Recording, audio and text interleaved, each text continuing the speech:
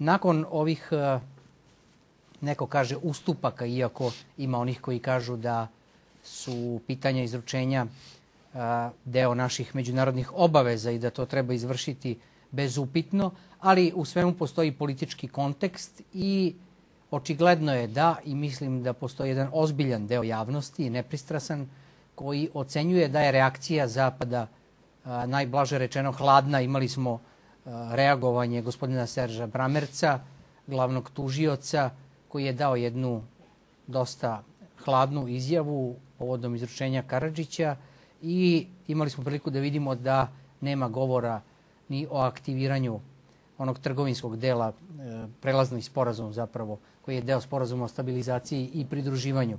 I komentar je, sažeto rečeno, u redu je predati Karadžić, a šta je sa preostalima?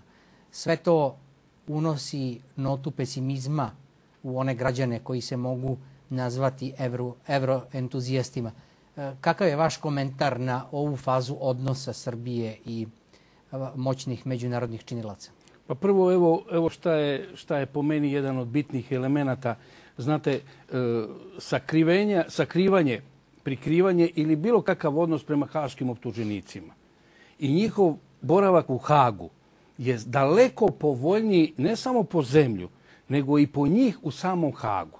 Znači, mnogo je više buke, pritisaka i na njih, na porodice, na sve, i na zemlju posebno, nego kad se oni nalaze u Hagu. Evo sada mi smo primjer, imamo uživo prenose odbranu gospodina Šešelja, koja zapravo pokazuje da tamo treba to što se tvrdi dokazivati. Međutim, snage u zemlji to pokušavaju neke da kažu kako će štetu naneti to što će biti Mladić u Hagu ili Karadžić u Hagu. Ne, tamo će se to, evo sada se vidi i mi imamo neku procenu, vidjeli ste, koju demantuje i Haški tribunal, da su tamo samo Srbi osuđivani. Naravno, velika reakcija naše javnosti na ovo sve jeste i oslobađanje onih šiptarskih terorista ili onog muslimanskog teroriste, je tako, Nasera Orića.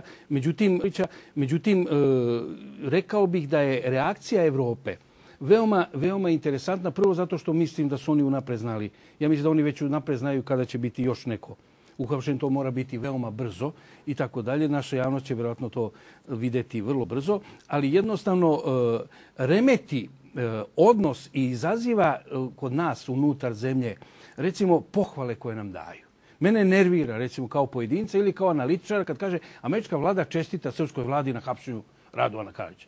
Šta vi imate da čestate? Je li u ratu koje je vodio Radovan Karadžić poginuo neki američki vojnik ili građan? Nije. Je li Radovan Karadžić osvojio neki deo vaše teritorije Amerike? Je li ušao u Teksas? Nije. Na tome, šta vi imate tu da nama čestitate, a to samo izaziva reakciju kod jednog dela naše javnosti. Onda se neki trećerazredni, znate, činovnici u Briselu, ja njih uvek tako tretiram, nažalost, recimo Oli Rehn ili tako dalje, oni se sa nipodnaštavanjem odnose prema jednom bolnom trenutku u ovoj zemlji da ona mora da hapsi svoje građane, jer Radovana Karadžića niko u zemlji nije jurio, nije tražio njega. Evo, kolega će to potvrditi, ja mislim da zna da nijedan sud protiv Radovana Karadžića ne vodi nijedan postupak u zemlji. Dakle, vi radite za međunarodno pravo i sada vas se nalazi, očekivanja su velika, pa čak i premijer kaže da on očekuje da će to biti jedna pozitivna reakcija jednog tužioca, eto tako, tužioca koji se slučajno našao na tom mestu i tako dalje, pravi od toga se prave danas predstave na konferencijama za štampu, ali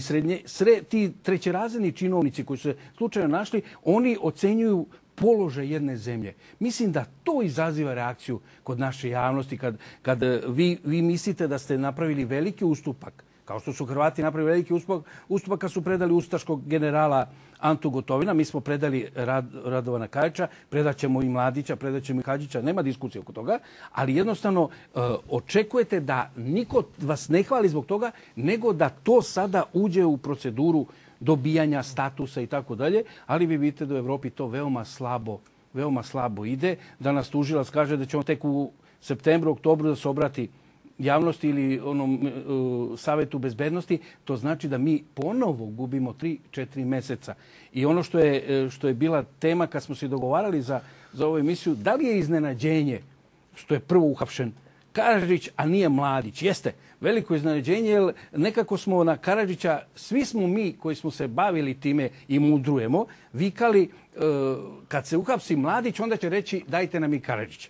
Vidite, sad se obrnula. Obrnula se u potpunosti situacija. Naša zemlja je isporučila, ovo što smo malo rekli, jednu kapitalnu jednu ličnost koja tamo u Hagu će vrlo verovatno dokazati deo onoga što treba da dokaže. Ja sa punim poverenjem gledam na njegovu odbranu.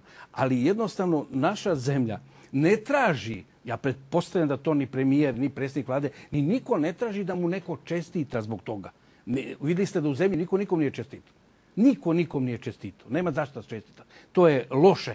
To je jedna loša vest unutar nas da se dogodilo, uhapsili smo ga, predali ga i tako dalje, ali jednostavno policijske ostale strukture naprosto na zapadu na to gledaju kao na neki naš rutinski posao, hvale, čestitamo, eto još, i taman mislite, to je, kaže, sad treba Mladić i Hadžić. I onda možda zamislite kako je to jedan udarac i šamar onima koji su obećavali ono što smo malo pregovorili, da će pasoše, samo što nismo u Evropi, vize i tako dalje. Nema od toga ništa, poštovani gledalci. Ništa od toga se neće dogoditi dok se, čak je pitanje, kada se isporuče i Ratko Mladić i Goran Hadžić, šta će biti onda uslov, a on to svi znaju odgovor na to pitanje, onda će uslov isti, priznajte Kosovo. Prema tome, Srbija se nalazi u večitoj jednoj fazi u kojoj neka trećerazredna garnitura činovnika je ucenjuje i to je ono što mislim da kod našeg naroda izaziva